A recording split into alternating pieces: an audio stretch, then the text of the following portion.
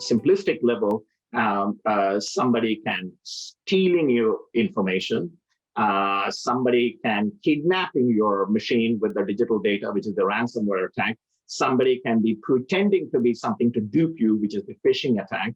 Somebody can preventing you to do things, that is, of the denial of service attack. So if I can translate that into different sectors, I always say that their security will be there as long as there are humans, because in some sense, the need for cybersecurity arises because we trust these entities at different levels.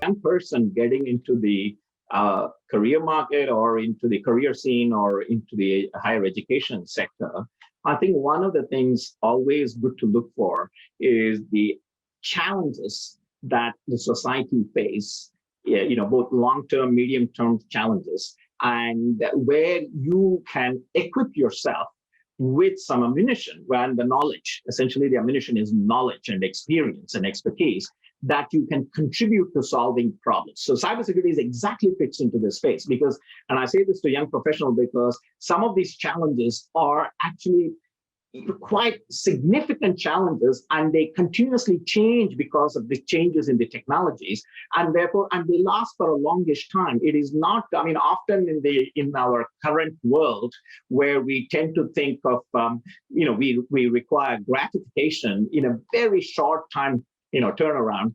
And I think it is very important for young people, especially young people, to get equipped with skills and expertise that can last, but also, that also have the ability to keep learning to solve problems.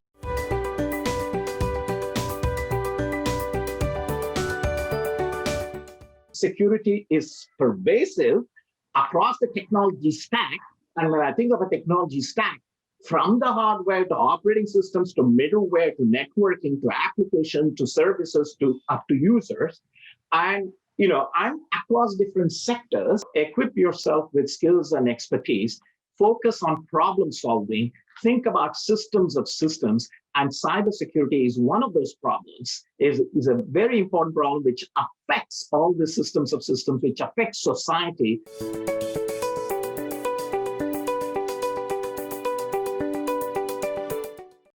Because it affects trust between human beings. So, and as these problems are long-range problems, there is great opportunity for you to contribute to society over a long period of time. This fantastic initiative. And the fact, even more interesting to me, is you see, how do you encourage people to take this? There are two ways to encourage them. One is, yes, this is part of the future. Definitely, anything you touch, in your lives or your livelihoods in the future requires digital competency. And part of the digital competency is aspects of cybersecurity, privacy, and trust. So that is key. But at the same time, I think it is good to see some incentives, financial incentives. That I thought is a good thing. And whatever the amount, the amount probably doesn't, is neither here nor there. But I think the government taking the initiative to provide the financial is a fantastic thing.